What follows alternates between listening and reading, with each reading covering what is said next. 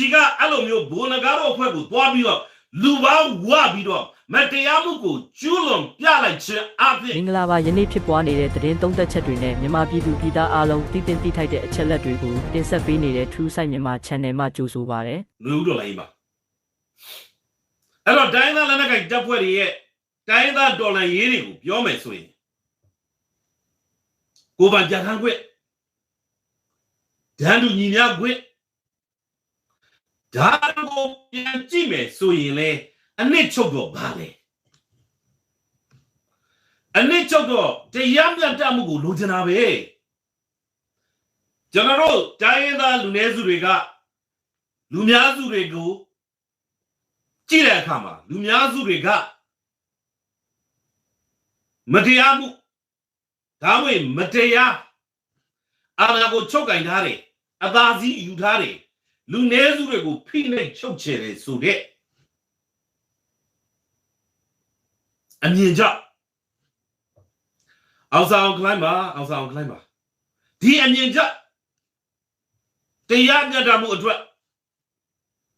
တိုက်ပွဲဝင်ကြတာပဲအဲ့တော့ယနေ့ကျွန်တော်တို့ຫນွေဦးဒေါ်လာရေးပြောတိုင်းလာလက်နက်ကိုင်ဒေါ်လာရေးပြောအရာရာမှာကျွန်တော်တို့ကဘာကိုသွားကြလဲဆိုတော့အရေးဆက်တော့အဲ့ဒီတရားမျှတမှုအတွက်ကိုအသက်ပင်သေးဆိုပြီးတော့တော်လန်တက်ပွဲဝင်နေကြတာအဲ့တော့အရေးဆက်တော့ပါကျွန်တော်တို့ຫນွေဦးဒေါ်လာရေးပြောတိုင်းလာလက်နက်ကိုင်ဒေါ်လာရေးပြောတရားမျှတမှုအတွက်ကိုသွားတာအဲ့တော့ဒါဒီကျွန်တော်ဒီနေ့ live ရဲ့အခြေခံအုတ်မြစ်ဖြစ်တယ် foundation ဖြစ်တယ်အဓိကကြောရိုး backbone ဖြစ်တယ်ကျွန်တော်တို့ဒီလိုချင်တာကတရားမျှတမှု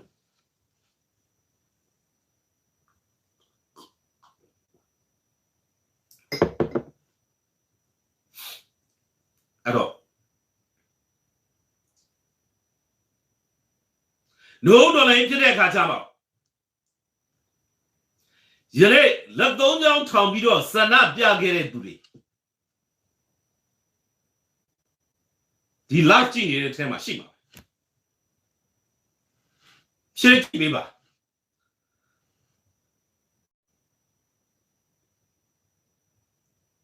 ကျွန်တော်တို့ဆန္ဒထွက်ပြတဲ့အချိန်မှာဘယ်အဖွဲ့အစည်းဘယ်ပုဂ္ဂိုလ်ဘယ်ပါတီကတိုက်တွန်းလို့ဥဆောင်လို့ထွက်ပြီးတော့လက်သုံးချောင်းထောင်ပြီးတော့ဆန္ဒပြတာလေ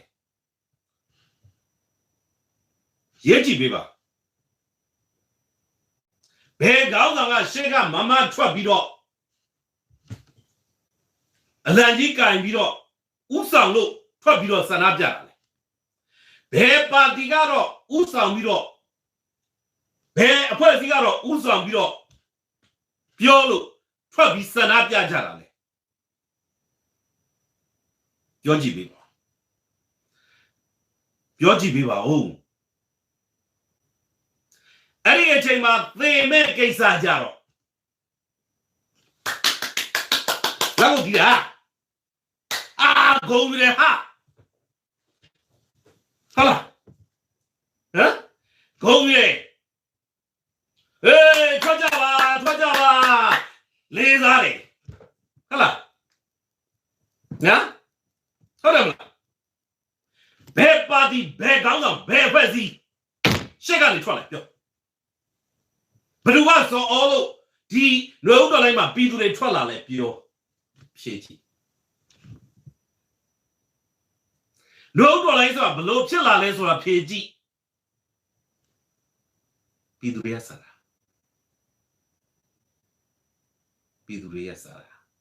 ဘယ်သူမှတိုက်တွန်းလို့မဟုတ်ဘူးဘယ်ခေါင်းဆောင်ကထွက်မလာဘူး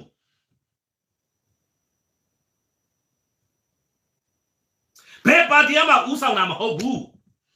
ဘယ်အဖွဲ့အစည်းကဥဆောင်တာမဟုတ်ဘူးပြည်သူတွေသေဖို့ရှေ့ကထွက်တဲ့ခါကျလေးစားတယ်ဟုတ်လားလက်ကုပ်ဒီရိုက်တဲ့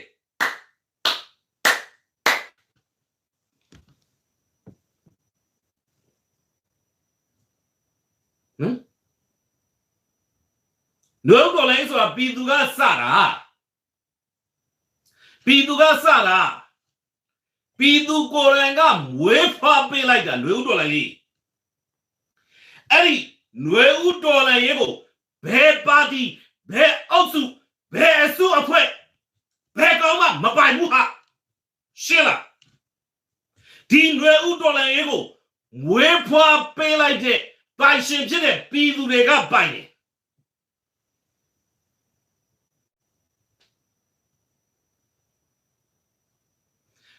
ဟုတ်တယ်ပြည်သူတွေကမွေးဖွားပေးလိုက်တာပြည်သူကြားတဲ့ကပေါက်ပွားလာတဲ့အဲ့ဒီ generation Z တွေလေသမားတွေယာသမားတွေကုန်သည်တွေပွဲစားတွေကျောင်းဆရာတွေအင်ဂျင်နီယာတွေဆရာဝန်တွေယောက်ျားမိန်းမလူကြီးလူငယ်ပျော်ပျော်အိုးအိုးဗုဒ္ဓဘာသာခရစ်ယာန်ဟိန္ဒူမွတ်စလင်ကချင်ကရင်ကရင်နီချင်းမွန်ဗမာရခိုင်ရှမ်းလူမျိုးပေါင်းစုံတရုတ်ကလာအကုန်ပါလာအဲ့ဒီနွေဦးတော်လိုင်းရဲကြီးကိုမွေးဖွားပေးလိုက်တာကအဲ့ဒီပြည်သူတွေကမွေးဖွားတာအဲ့ဒီလက်ပလာနဲ့ဒေါ်လာပြီးရင်ဘတ်ကြီးဖွင့်ပြီးအသေးခံနဲ့ကြတော့ဟာလေးစားလိုက်တာအလုံးပါမရမှာဘောတွေ့တိုင်းမှာဘာပါလဲဟမ်တွေ့တိုင်းမှာဘာပါလဲလို့ပြောခဲ့လေအဲ့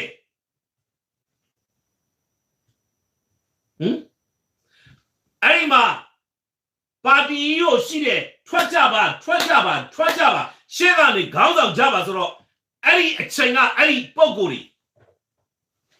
နောက်ကြောင်းပြန်လှန်လိုက်အောင်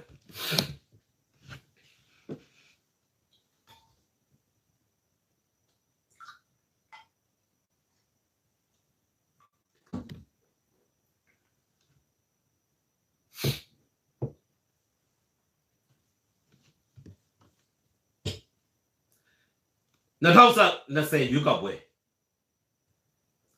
2025ရွေးကောက်ပွဲကြည့်လိုက်ခင်ဗျာတခြားဘာမှမပြောနဲ့ခွဲအမိဖြတ်ပြီးတော့မောက်ချက်တဲ့ခေါင်းပေါင်းလေးစောင်းပေးပြီးတော့ဒါမှမဟုတ်ခမောက်လေးစောင်းပေးလိုက် NLD အောက်ကဝင်ပြိုင်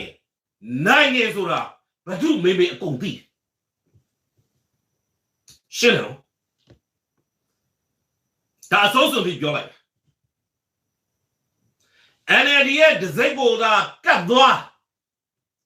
ဟာပြည်သူတွေကမွေးကြတဲ့ကရှင်သမို့အတွက်ရုန်းကန်နေရတာကိုလူတွေကစိတ်ကုန်နေပြီးစိတ်ပြတ်နေပြီးမလို့ချင်တော့ဘူး alternative သူတို့ဒေါ်ဆန်းစုကြည်ကိုချစ်တယ်ပေါ်အပ်လိုက်တာဒေါ်ဆန်းစုကြည်ကလူကိုမကြည့်နဲ့ပါတီကိုပဲကြည့်ပါစို့မျက်စိစုံမိတ်ပြီးတော့ပေးခဲ့ကြတာနောက်ဆုံးကြောက်ဖို့ကိုမပေးချင်ဘူးအဲ့ဒါဒီပဲပြည်တာအဲ့တော့ခင်ဗျာ2025ရွေးကောက်ပွဲ2020ရွေးကောက်ပွဲဘယ်သူမှဘာမပေးနဲ့ဘယ်တွေမမေးနဲ့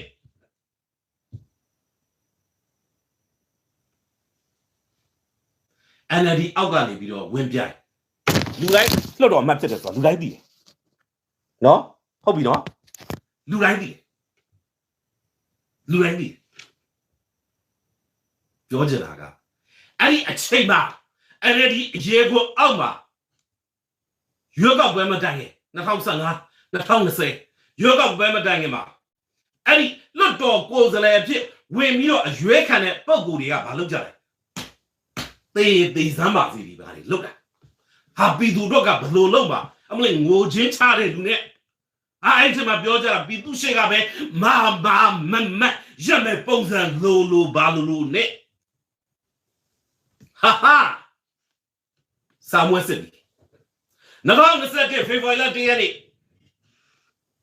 မလောက်ရဲတာဘာမှမရှိဘူးဆိုတဲ့လူအန်နာလူဘာလာလူတရိတ်ဆန်မင်းအွန်လိုင်းကအာနာလဲထသိရောအနီလွတ်တော်ကိုယ်စားလှယ်တွေဘယ်ပြောက်လို့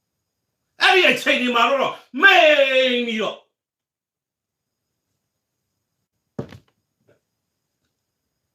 ဒီချိန်ကြတော့မှဘာပြောတာတရားမဝင်အခွန်ကောက်တဲ့ gate ဖွင့်လို့မင်းတို့ကရင်ကြီးကြီးလေးပဲပြောလိုက်တယ်ဟဲ့အဲ့လိုပြောတဲ့ကောင်ကြီးလေထပ်သတိပဲကွာ